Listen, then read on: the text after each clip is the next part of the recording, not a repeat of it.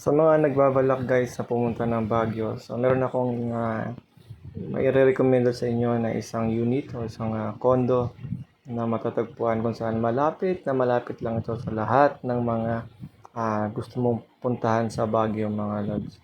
So kagaya na lang ng Burnham Park. So abot tanaw lang dito mula sa condo na to na aming nakuha. So meron siyang maluwag na mga kwarto.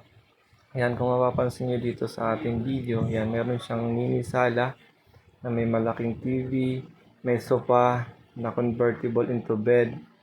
So then, meron din siyang, yung sa hallway, mga idol, pagka sumilip kayo, yan, natatanaw nyo yung mga building, yan, sa kabila na mga, marami din, nakagaya din ng mga hotel na pwedeng tuluyan. Ngunit itong hotel na ito, na kung hanapin yung mga lodge is Jesnor Hotel. So may re-recommend ako sa inyo talaga ito dahil dito sa sobrang sulit ng kwarto na ito, meron itong na ilang beds at merong kwartong malaki na may 3 beds, and then meron siya isang maliit na kwarto na may double deck, and then kumpleto na rin siya sa gamit mga lodge. So meron tayo dito microwave, may oven, tapos meron din siyang libreng mineral water, and then meron na rin ang kumpletong gamit na pwede niyong gamitin sa inyong pagstay dito ng ilang araw. So yun nga pa makikita niyo mga lods. So, yan, pag dumungaw kayo sa kanilang veranda, kung saan ito ay nasa ika-6 na palapag, yun yung matatagpo. Yan yung Burnham Park. So, napakalapit lang yan mula dyan sa condo na yan. So, kitang-kita nyo, lalo na sa gabi. So, napakaliwanag dyan, guys. Ma-enjoy nyo talaga yung pag-stay nyo dyan. Kasi lalong-lalo na kung mahilig kayo magkape, pwede kayo mag-stay dyan, magkape-kape habang ini-enjoy nyo yung lamig ng hangin nandyan. So, syempre, ito yung hindi nadayo sa lahat. So, hindi ka mahirapan kasi paglabas mo ng pinto ng condo nyo, ayan yung makikita nyo yung pinipilahang good taste na restaurant. So, yan talaga yung pinakasikat na kainan dyan. Siyempre, yan ang kanilang malupit na service crew. And guys, yan yung magde-deliver sa'yo ng iyong on-order na pagkain pag umorder ka dyan. So, di ba? High-tech. San ka pa?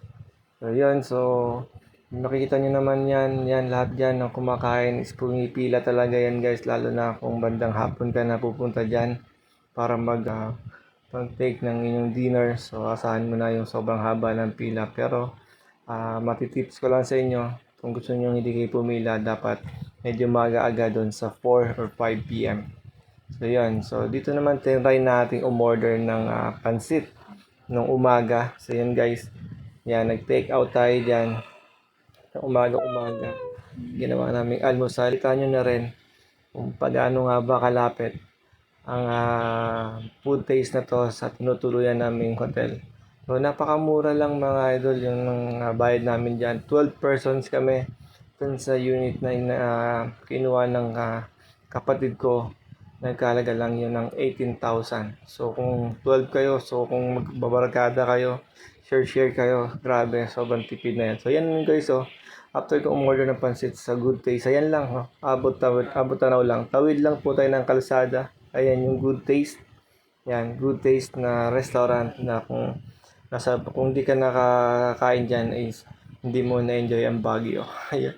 So, isa yan sa trademark ng Baguio mga idol na sikat na kainan dyan. So, yan tumawid lang ako. Yan. And then, lakad lang talaga. Hindi ka mahirapan. Makakarating ka na doon sa iyong condo na tinitiran. So, sobrang sulit dito guys. Pagka kayo din gusto nyo magstay dito. So, I suggest hanapin nyo itong condo na to, Jesnor. So, yan Jesnor.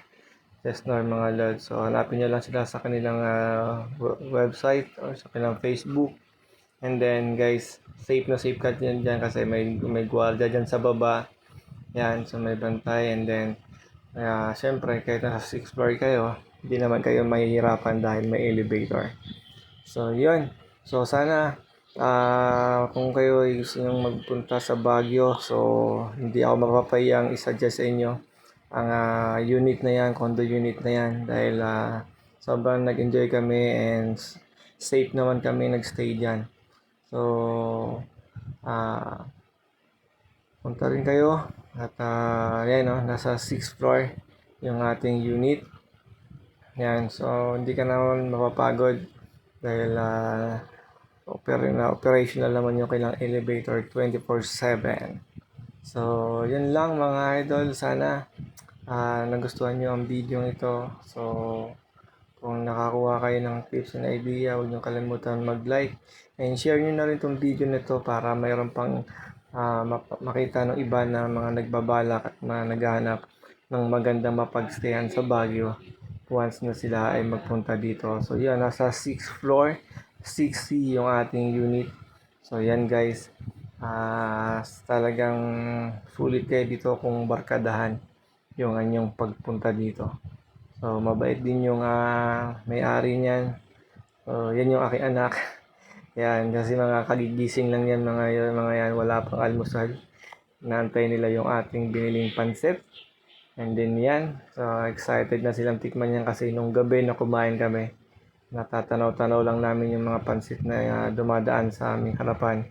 At yan, gusto nga lang tikman. So, tour ko na kayo ulit sa kwarto nito. Yan guys, oh. Yan, may tatlong kama yan sa loob. Yan. Meron extra sa sahig. And then, meron yung maluwag na CR. Yan, na malinis. Yan, may shower room pa yan na may divider na glass. Yan, sobrang linis na CR dyan guys. So, may tubig, may heater na rin yan. Yung kanilang banyo. And then, yan yun. Papunta naman sa kanilang veranda sa labas. And then, pagpasok nyo sa may kusina. Yan guys. So, para talaga kayong nagstay sa isang bahay guys. So, sobrang solid talaga. Once na dito kayo magstay yan. Kompleto na lahat. May pa-towel pa po sila mga idol. So, yun lang. Sana nag-enjoy kayo sa video ito. Huwag niyong kalimutang mag-like. Share nyo na rin para naman doon sa makapagbigay tayo ng idea doon sa mga gustong magpupunta sa Baguio na naghanap ng kanilang matutuluyan. So, yun lang. Bye-bye and God bless.